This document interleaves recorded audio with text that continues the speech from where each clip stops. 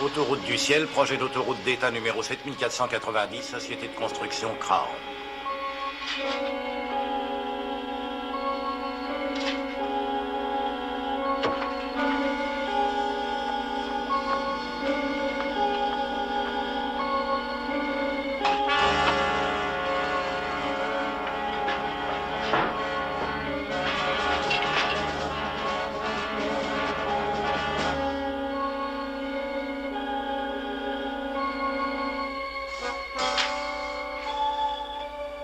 J'ai les 10 000 $ ici.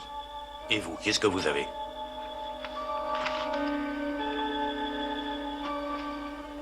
Vous avez dit au téléphone que vous me diriez comment s'appelle l'homme qui est derrière l'arnaque de cette compagnie et de son assurance. Avant tout, montrez-moi le fric.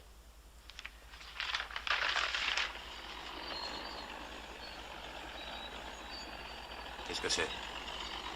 C'est un bulldozer.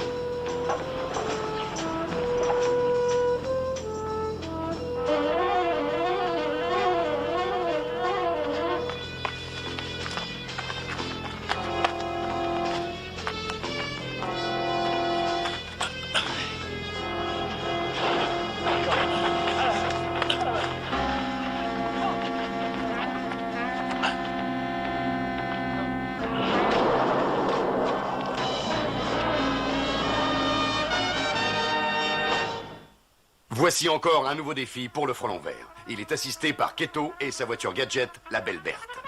Dans les archives de la police, on trouve le nom d'un criminel, le Frelon Vert, qui n'est autre que Britt Reed. Il est éditeur et propriétaire du Daily Sentinel.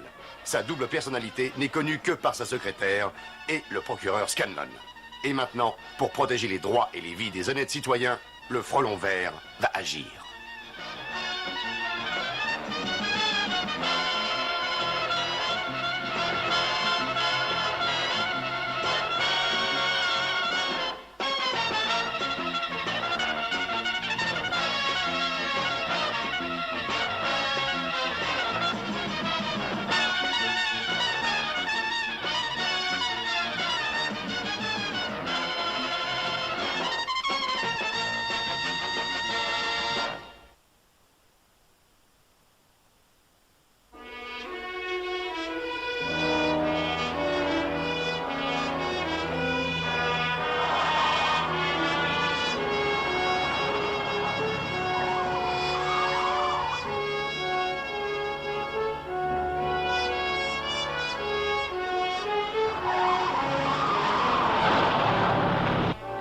Arrivé juste à temps, n'est-ce pas, Axford? Vous le savez? Quoi donc? Comment s'appelle l'homme qui est derrière l'arnaque de cette compagnie et de son assurance? Est-ce que c'est Emmett Crown? Et est-ce que ce veilleur de nuit à qui vous avez donné 10 000 $ vous a révélé que c'était Crown? Alors? Je n'en sais rien. Il a été tué avant de pouvoir dire un seul mot. Alors j'ai une proposition à vous faire. Je veux ce nom, moi aussi. Si nous travaillons ensemble, nous l'aurons. Travailler ensemble? Vous voulez démasquer la compagnie d'assurance, le Mammouth. Et je veux éliminer la concurrence. Travaillons Je ne ensemble. voudrais pas travailler avec vous. Discutez donc de tout cela avec votre employeur avant tout. Inutile que je lui en parle. Je connais Britt Reed et je sais ce qu'il dira. Dites-le lui, Mike. Le lui dire? Je ferai un pacte avec Satan lui-même pour empêcher Crown de réussir son opération. Satan est une chose, mais travailler avec le frelon vert en est une autre. Et puis nous n'avons aucune preuve que ce soit Crown. Connaissez-vous un meilleur moyen pour le coincer? Seul un voleur découvrira un autre voleur. Britt, je vous en prie, écoutez-moi. C'est tout décidé, Mike. Quand le frelon vert vous contactera, dites-lui que vous pouvez le voir n'importe où, n'importe quand, et que vous êtes prêt à coopérer avec lui. Vous vous rendez compte que vous piétinez ses principes, n'est-ce pas? Si nous obtenons ce que nous voulons des Met Crown, je nettoierai ces principes à ma façon, sous la forme d'un bonus. Je crois que je vais passer voir ce monsieur Crown. Pourquoi? Crown sait qu'il ne retournera pas Mike comme une crêpe. À moins que le propriétaire du Daily Sentinel n'y mette le prix.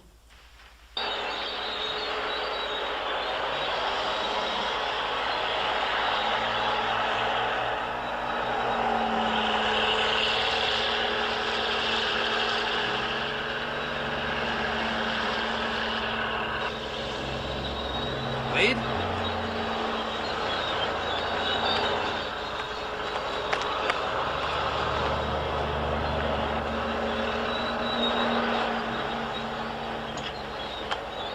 Je suis Emmett Crown. Merci, monsieur Crown, de me recevoir. Eh bien, la voilà. Tout comme je vous l'ai dit au téléphone, c'est la même cabane qui est toujours au même endroit depuis qu'on a commencé les travaux il y a 6 mois déjà. Venez, entrez. Asseyez-vous, monsieur Reed. Merci. Et vous avez dit que ce veilleur de nuit que mon reporter affirme avoir vu ici hier soir a quitté son emploi il y a 3 semaines? Ah oui, mais à vrai dire, j'ai dû le renvoyer parce qu'il avait l'habitude d'apporter son déjeuner dans une bouteille, si vous voyez ce que je veux dire. Ah, mais peut-être votre reporter a-t-il trouvé cette histoire au fond d'une bouteille, lui aussi. Comment avez-vous dit qu'il s'appelait déjà? Axford, Mike Axford. Oui, c'est une possibilité. Mike boit assez volontiers un verre ou deux. Oui, mais vous savez, ça nous arrive à tous de temps en temps. Il y a un autre problème. Ce veilleur de nuit a demandé et a touché 10 000 $ pour payer un renseignement.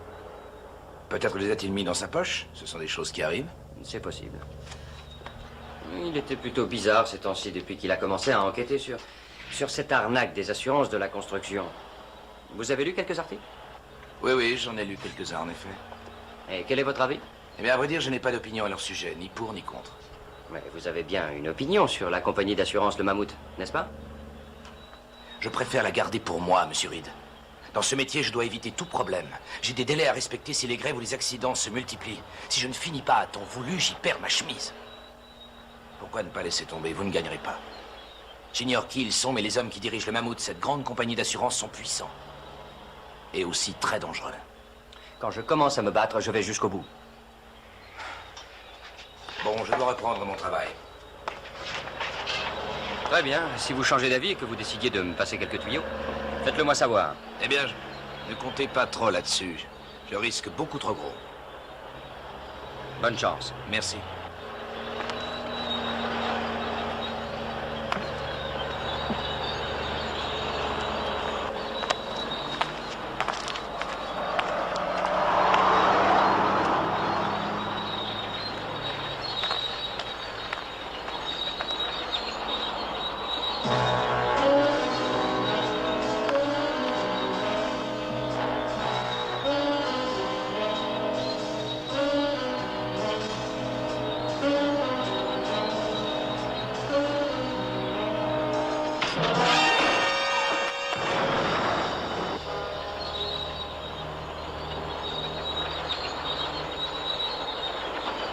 Vous n'avez rien? Non, juste un peu sonné. D'après vous, c'est encore un de ces fameux accidents?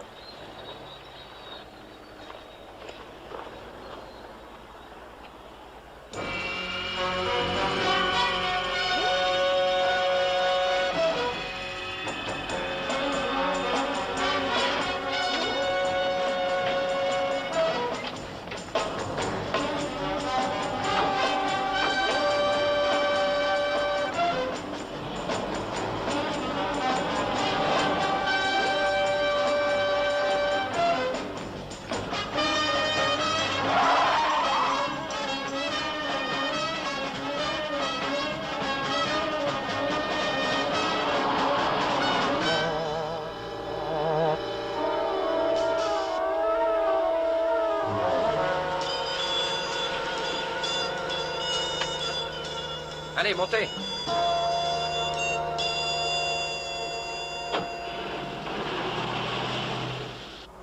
Bien, et où allons-nous?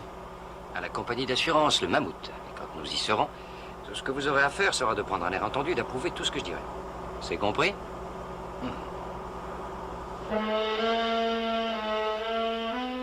Rapport des assurances Mammouth, rapport d'activité. Et il veut une autre prime de 50 000 $ demain de la société de construction Mid-City.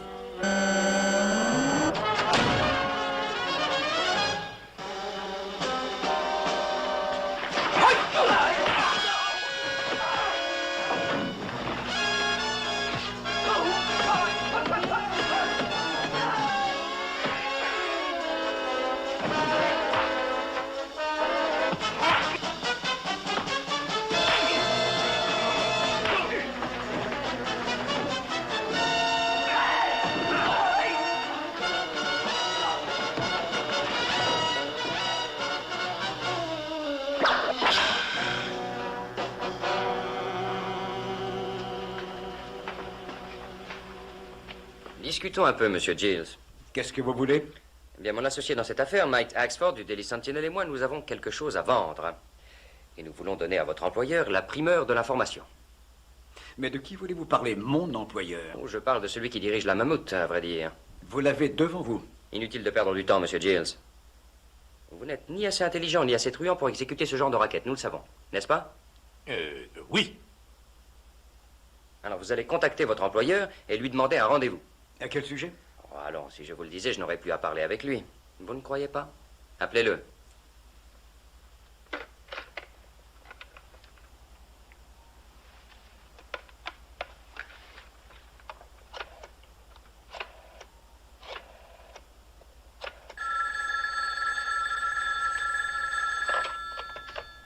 Allô?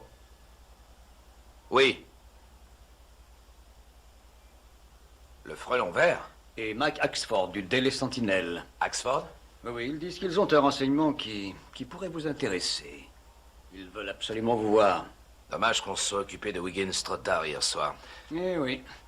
Mais peut-être bien aussi qu'ils bluffent. Non, si Axford est présent, ça prouve le contraire. Britt Reed a dit qu'il a des goûts de luxe et que le fric est son problème. Si Wiggins a eu le temps de parler, peut-être qu'Axford a pensé qu'en s'accrochant de près au frelon vert, il toucherait le gros paquet une fois pour toutes. Alors écoutez, demandez si c'est d'accord qu'on contacte Axford pour fixer un rendez-vous pour demain soir. Ah.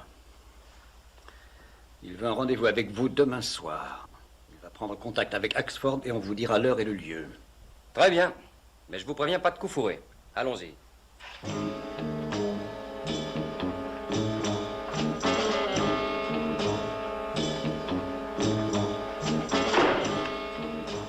Ils sont d'accord, ils ont filé. Le frelon vert conseille de ne pas tenter de coup fourré. Je n'ai pas l'intention d'essayer. Mais sûrement d'en faire un.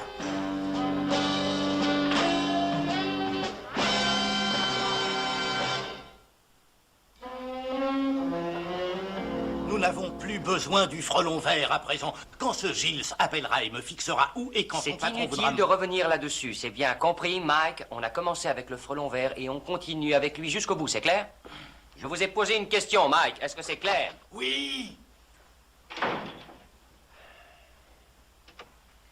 Eddie, j'ai besoin de vous, Dick et Joe pour quelques heures supplémentaires ce soir. J'ai un petit travail pour vous.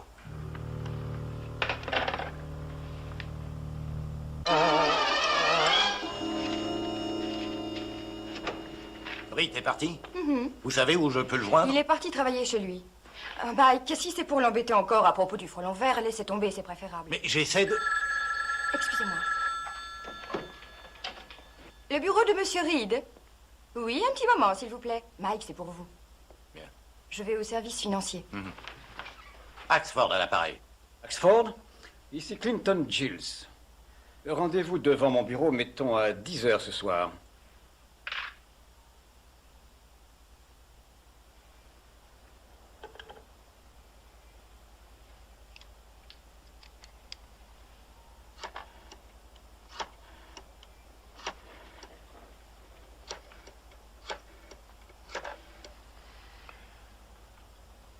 Le Daily Sentinel?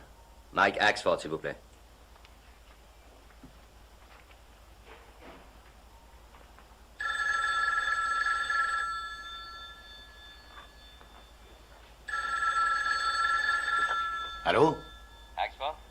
Oui? Le frelon vert. Avez-vous déjà reçu des nouvelles de Clinton Gills? Axford. Non. Non, je n'ai pas encore de nouvelles de Gilles. Bon, alors je rappellerai dans une petite heure environ.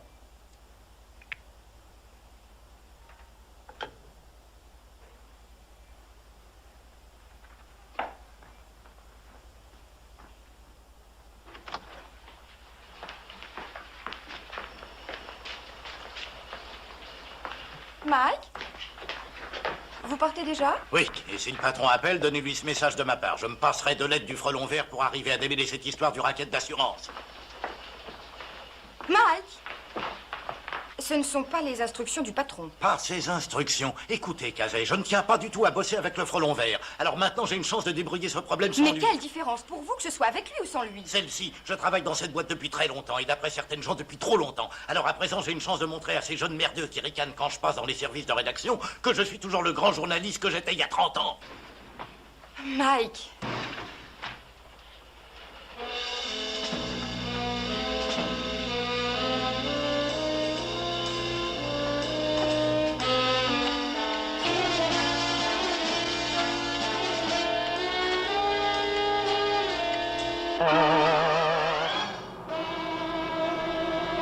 Alors vous doublez le frelon vert. Laissez tomber. Il ne voit que ses propres intérêts. Je ne vois pas pourquoi je ne partagerai pas le gâteau.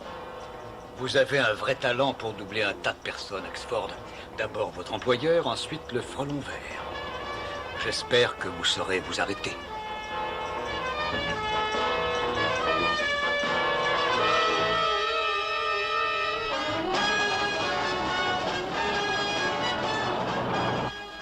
Et maintenant? Avec Mike qui risque sa vie, qu'est-ce que tu veux qu'on fasse? À part tomber dans le piège de Crown et espérer qu'on s'en sortira. Alors, vous faites cavalier seul maintenant? Quels renseignements voulez-vous me vendre? Eh ben, allez-y, j'écoute. Eh bien, avant que ce bulldozer écrase la cabane hier soir, le veilleur de nuit m'a dit que vous étiez l'homme qui était derrière le racket qui menace les compagnies d'assurance. Et alors? Eh bien, j'en ai marre de travailler pour des prunes pour Britt Reed. Alors pour, disons, 10 000 billets, je suis prêt à oublier ce que Wiggins m'a raconté. Et vous croyez que je vais vous faire confiance un instant? Si je paie une fois, vous allez me saigner à blanc ensuite. Non, Allez, non, emmenez-le. je vous assure que non. Non, moi, tout ce que je veux, c'est... Non, non, je vous en... Écoutez-moi. Écoutez. J'essaie de vous dire que... Tout ce que je demande, c'est que... Je vous le laisse. Oh.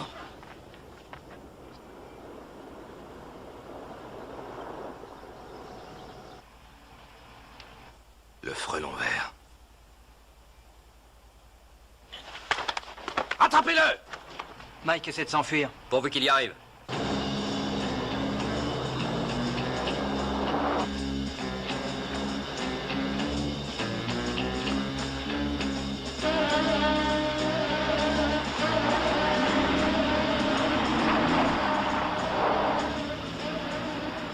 Regardez.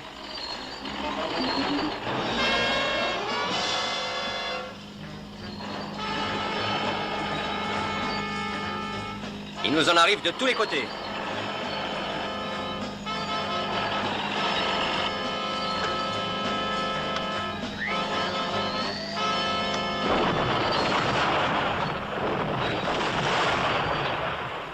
Le bulldozer ressemble à un blindé. Allez, on met la grosse artillerie en marche.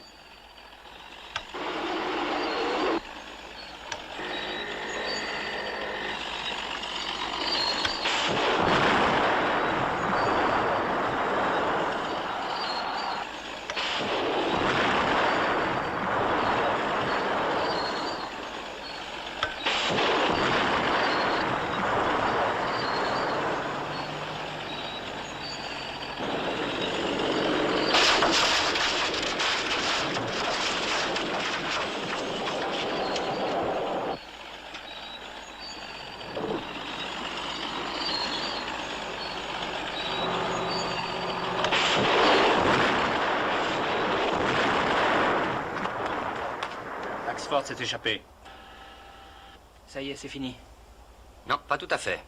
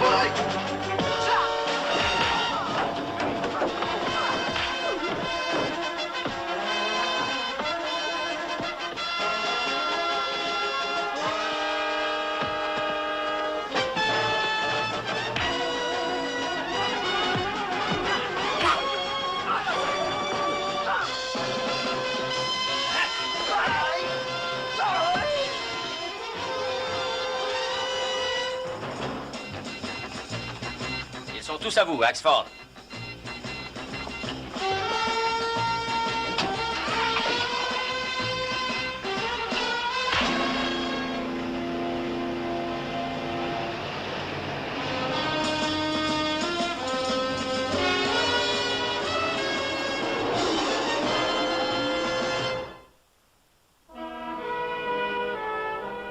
Les archives trouvées par la police à la compagnie d'assurance Le Mammouth vont confirmer les agissements de Crown, de Giles et de toute leur organisation. Ce qui met un terme à une affaire véreuse de raquettes démantelée grâce à l'habileté du délit Sentinelle. Magnifique! Mais pourquoi avez-vous désobéi aux ordres? Et pourquoi est-ce que vous avez voulu faire cavalier seul hier soir, au lieu de collaborer avec le frelon vert? Et qui vous dit que je n'ai pas collaboré avec lui? Mike, je lui ai transmis votre message comme quoi vous vouliez absolument démêler cette histoire d'assurance par vous-même. Oh non, ça n'était qu'une petite blague. Une blague? Oui. Voyez-vous, tout s'est passé comme moi et le frelon vert l'avions prévu. Oh. Bien sûr. Tenez, j'ai dit au frelon vert qu'Emmett Crown allait probablement préparer un piège contre nous. Vous avez dit ça au frelon vert? Exact. Alors j'ai pensé que peut-être il valait mieux voir Crown tout seul. De cette façon, le frelon vert n'avait plus qu'à intervenir au cas où j'aurais eu besoin d'être secouru. En effet, c'est vraiment très malin. Je me demande pourquoi le frelon vert n'a pas pensé à ça. Ah, je vais vous dire une bonne chose. Ce cinglé n'est pas aussi malin que la rumeur publique le dit. Eh bien, c'est une chance que vous l'êtes. Oui, oui, en effet. Oui. À tout à l'heure. D'accord, Mike. Pourquoi laisser ce minable croire à une histoire pareille? Vraiment, c'est trop ridicule. Que voulez-vous que j'y fasse? Pourquoi ne pas me laisser tout lui dire? Oh. Oh, je vous en prie. Et que son plaisir soit gâché? Jamais. Venez. Regardez ça. Oh, ce Mike.